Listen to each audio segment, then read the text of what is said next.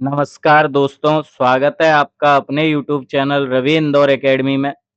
दोस्तों, जो भी अभ्यर्थी एमपी टेट वर्ग 3 मेंस की तैयारी कर रहे हैं, उनके पास अब 1 महीना बचा है और उनके दिमाग में लगातार ये चीज़ें चलती रहती हैं कि इस बार सिलेबस भी चेंज हुआ है, तो इसका जो अनुमानित कट ऑफ है, वो कितना जा सकता है। क्योंकि दोस्तों, आप लोग अभी मॉक टेस्ट लगा रहे होंगे और उस मॉक टेस्ट में आपका कुछ ना कुछ स्कोर बन रहा होगा और उसी आधार पर आप जानना चाहते हैं कि अगर हमारा स्कोर इतना बनना है, तो फिर इसका कट ऑफ कितना जा सकता है। तो दोस्तों, इसी चीज़ को लेकर मैं आपके सामने वीडियो लेकर आया हूँ, जिसमें मैं आपको कोई अभी फिक्स कट ऑफ तो कोई भी टीचर नहीं बता सकता, लेकिन मैं एक अनुमानित कट ऑफ बता सकता हूँ, जिसको बेस बनाकर आप अपनी तैयारी को मजबूत कर सकते हैं और आपके लिए वो टारगेट हो जाएगा कि हमें इससे प्लस नंबर लाने हैं, तो हमारा सिलेक्शन हो जाएगा। और उसी को बेस बना के अगर आप तैयारी करेंगे, तो सिलेक्शन बहुत आसानी से ले सकते हैं।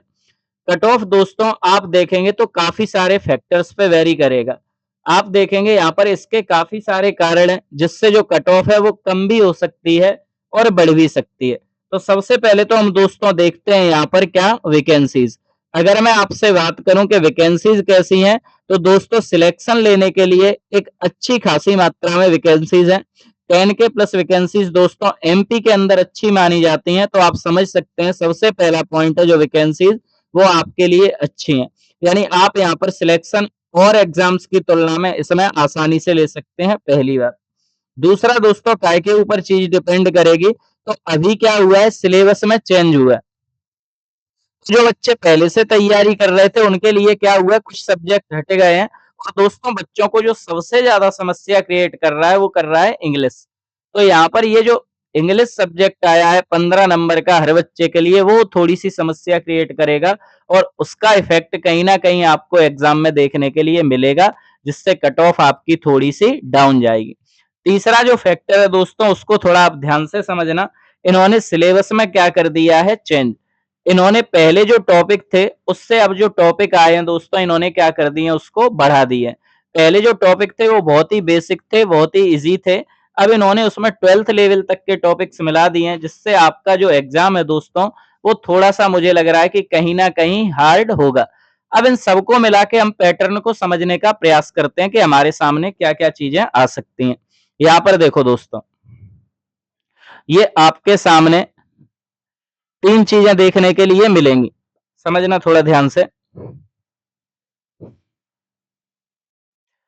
3 चीज़ें आपको दोस्तों यहाँ पर देखने के लिए मिलेंगी। एक तो सिलेबस चेंज का इफ़ेक्ट मिलेगा, एक वैकेंसीज़ और दूसरा दोस्तों पेपर। अगर एग्ज़ाम ईज़ी आया, ईज़ी का मतलब दोस्तों जो आपका प्री हुआ था वो ईज़ी था। अगर उस टाइप का आपका एग्ज़ाम आता है दोस्तों तो आप यकीन मानिए कट ऑफ बहुत ज़्यादा जाएगी। अगर आपका एग्ज़ाम मॉडरेट आता है दोस्तों, तो फिर कट ऑफ भी ठीक-ठाक जाएगी और अगर आपका एग्ज़ाम ये हार्ड करते हैं या टफ बनाते हैं दोस्तों, तो फिर आपका जो कट ऑफ है वो दोस्तों बहुत कम रह जाएगा। इन तीनों चीज़ों के ऊपर वेरी करेगा कि आपका एग्ज़ाम कैसा आता है। क्लियर? तो आपको ज़्यादा लोड नहीं लेना, जिस हिसाब से आपका एग्ज़ाम आएगा उसी हिसाब से आपके मार्क्स हैं वो नॉर्मलाइज़ हो जाएँगे, है ना? अब यहाँ पर दोस्तों समझने का प्रयास करते हैं हम कि क्या स्थिति बनेगी। चलिए, कट ऑफ दोस्तों सीधा काय से जुड़ा है? आपकी मेहनत से। आप अच्छी मेहनत करेंगे दोस्तों तो सीटों की संख्या ज़्यादा है ही, तो आप आसानी से सिलेक्शन ले पाएँगे। अब हम यहाँ पर कट ऑफ की बात करते हैं, जो मुझे अनुमानित आइडिया लग रहा है कि भैया इतना कट ऑफ होना चाहिए। तो आप अच्छे से समझना, 100 मार्क्स का आपका पेपर है दोस्तों, जिसमें 15 नंबर की इंग्लिश है। और दोस्तों मैं आपको बताऊँ मोस्टली एमपी के जो बच्चे हैं, मोस्टली बता रहा हूँ दोस्तों 80% के समथिंग जो बच्चों का आंकड़ा है, जो हमने पढ़ाया है, जो मैं देख रहा हूँ अभी स्थिति, तो दोस्तों इसमें सबसे ज़्यादा बच्चों को समस्या हो रही है इंग्लिश में। अगर मैं इंग्लिश में से दोस्तों 7 नंबर माइनस कर दूँ एक एवरेज से, तो आप ये मान के चलना 93 मार्क्स तो वैसे ही बचते हैं। यानी 7 नंबर अगर अपन वैसे ही गलत मान लें, तो दोस्तों यहाँ पर 93 मार्क्स तो वैसे ही रह जाते हैं बच्चों के लिए।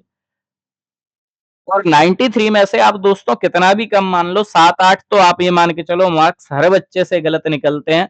तो आप ये मान के चलो जो आपकी कट ऑफ रहेगी, भले ही पेपर वो इजी डाल दें दोस्तों, यानी प्री की तरह अगर आपका बिल्कुल प्री की तरह एग्जाम देते हैं, तो दोस्तों आपकी जो कट ऑफ रहेगी वो आप देख लेना लगभग 78 से 82 के समथिंग रहेगी।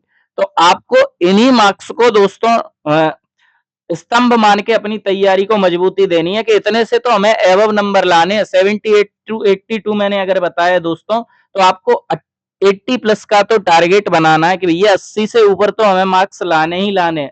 जब आप इस तरीके की तैयारी करेंगे दोस्तों, तब आप एग्जाम को क्रैक कर पाएंगे, क्योंकि वैकेंसी केवल 10,000 है और आप समझ रहे हैं फॉर्म कम से कम 4 से 5 लाख के समथिंग होंगे दोस्तों यहाँ पर अभ्यर्थी, जिनका प्री पहले से ही क्लियर होगा। क्लियर हो पा रही है बात? तो आपको तैयारी बहुत मजबूती से करनी है, आपको हिंदी पे कमांड करनी है, आपको मैथ पे कमांड करनी है। ये दोस्तों ऐसे सब्जेक्ट हैं जहां पर आप पूरे के पूरे मार्क्स बना सकते हैं। यहाँ पर पूरे मार्क्स बनाएंगे दोस्तों, उसके बाद अगर इंग्लिश नहीं बनेगा तब आप इस स्कोर पे पहुंच पाएंगे। क्लियर? तो मेरा जो आइडिया है दोस्तों, वो मैं आपको बेस एक आपको दे दिया है कि भैया आप एवरेज 78 प्लस मार्क्स बनाएं। जब आप 78 से एवं मार्क्स बनाएंगे तभी आपकी श्योरिटी हो पाएगी सिलेक्शन के लिए। बाकी दोस्तों एग्जाम के ऊपर भी डिपेंड रहेगा, अगर टफ आएगा तो फिर उसकी अलग स्थिति बनेगी। बाकी का मैंने आपको जो अभी कट ऑफ बताया है वो इजी मानकर बताया है। इजी का मतलब दोस्तों मैंने प्री को एवरेज मान के बताया है कि अगर प्री के जैसे वो सारे के सारे पेपर आपके डालते हैं तो दोस्तों निश्चित रूप से आपको इतनी कट ऑफ तो देखने के लिए मिलेगी।